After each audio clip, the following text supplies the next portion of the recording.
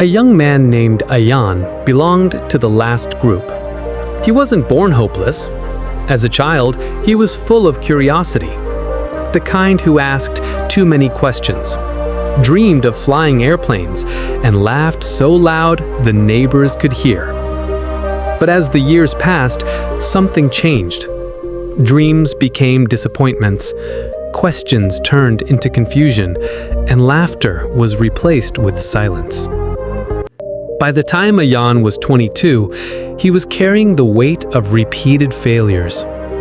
His grades had dropped, his job applications were ignored, and the one girl he thought understood him walked away saying, "You're too lost in life. I can't wait forever." Those words stuck like thorns in his chest. One evening, he sat on the roof of his small house, staring at the horizon. The sun was setting, painting the sky in orange and red.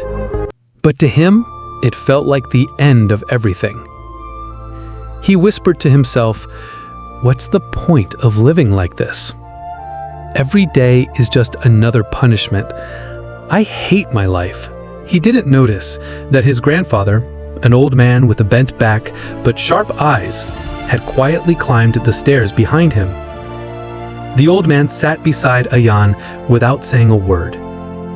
For a while, they both looked at the same sky, the same fading light, the same restless birds flying home.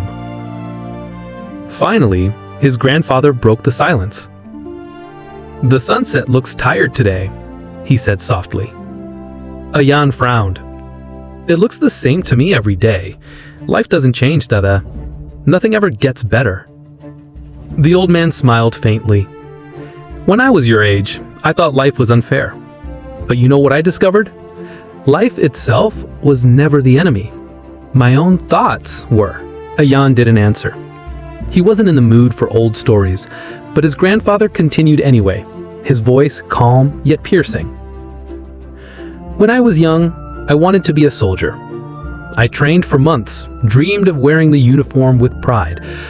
But one day, an accident broke my legs so badly that I could never walk properly again. I thought my life was over. I hated everything. I thought God had cursed me. But then," he paused, looking down at his trembling hands. "But then I found another path. I learned farming. Slowly my hands became strong, my heart grew patient. And do you know what? The same land that I once cursed for being muddy and dirty began feeding hundreds of people. If that accident hadn't happened, I would never have discovered this gift. Sometimes life closes one door because we are meant to walk through another." Ayan sighed. "But Dada, what if there is no other door? What if all you see is darkness?" The old man placed his wrinkled hand on Ayan's shoulder. "Then you wait. You keep walking, even if it feels pointless, because life is never empty. Even pain has meaning. You just don't see it yet." That night, Ayan couldn't sleep. His grandfather's words echoed in his mind, but his heart was still heavy. He decided to leave the house the next morning and wander, anywhere his feet would take him. The next day, with nothing but a backpack, he walked out of the village. The road stretched ahead, dusty and endless. Hours passed until he reached a small town. Children were playing cricket in the streets, their laughter filling the air. Ayan watched them, wondering how they could be so happy with so little. Hungry, he bought a piece of bread from a roadside stall. As he sat eating, he noticed a boy about 10 years old polishing shoes nearby. His clothes were torn, his face dirty, but his smile was bright. Curious, Ayan asked, "Why are you smiling? Don't you get tired?" The boy looked up, wiping sweat from his forehead. "Of course I get tired, Baya, but my mother is waiting at home. When I earn enough, I'll buy her medicine. Thinking of that makes me smile." Ayan felt a sting in his chest. This boy, who had nothing, still found a reason to live, a reason to smile. He continued his journey, walking until his legs ached. As the evening fell, he reached the outskirts of another village where he saw an old temple. People were gathered outside, listening to a blind man playing the flute. The music was so pure, so full of emotion that it silenced everyone around. When the song ended, Ayan approached the blind man and asked, "How can you play so beautifully when you can't even see the world?" The blind man chuckled, "Who told you I can't see the world? I may not have eyes, but I see with my soul. I hear the laughter of children, feel the wind on my face, sense the love in people's voices. That's enough for me. Why should I hate life for what it took when it gave me so much more?" Ayan stood frozen. He didn't know what to say. For the next few weeks, he traveled from place to place, meeting strangers, some poor, some broken, some lonely, but each had found a way to live without hating life. One woman who lost her husband ran a small school under a tree, teaching children who couldn't afford books. An old man who lived alone painted sunsets every evening, saying, "This is how I talk to God."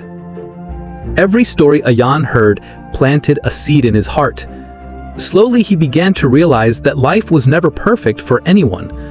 Everyone carried scars. But instead of hating life, they had chosen to embrace it. One morning, he sat by a river, watching the water flow endlessly. The reflection of the rising sun glittered on its surface. He whispered to himself, "Maybe life is like this river, sometimes calm, sometimes wild, sometimes carrying dirt, but always moving forward. If the river stopped, it would rot. Maybe I've been standing still for too long." Tears filled his eyes, not of sadness, but of release. For the first time in years, he didn't whisper, "I hate my life." Instead, he said, "I will try again." Months later, Ayan returned home. His grandfather saw him and asked, "So, did you find your answer?" Ayan smiled, his eyes steady. "Yes, Dada, life is not something to hate, it's something to understand, something to grow with. Pain doesn't mean life is cruel, it means life is teaching me, and I think I'm finally ready to learn." The old man's eyes glistened with pride. He simply nodded, knowing that his grandson had discovered a truth that no book could teach. From that day, Ayan lived differently. He still faced failures, still struggled, but his perspective had changed. Instead of asking, "Why me?" he asked, "What can I learn from this?" Instead of running from pain, he walked through it with courage. And slowly, life responded. He found small opportunities, worked hard, built new friendships, and even laughed again. People in the village noticed the change and often came to him for advice. He would tell them softly, "Don't hate life. Even when it feels unbearable, hold on. One day, you'll see why it was all worth it." And that's the lesson Ayan carried with him forever. Life may not always give what we want, but it always gives what we need to grow. The choice is ours. Hate it and stay blind, or embrace it and finally see.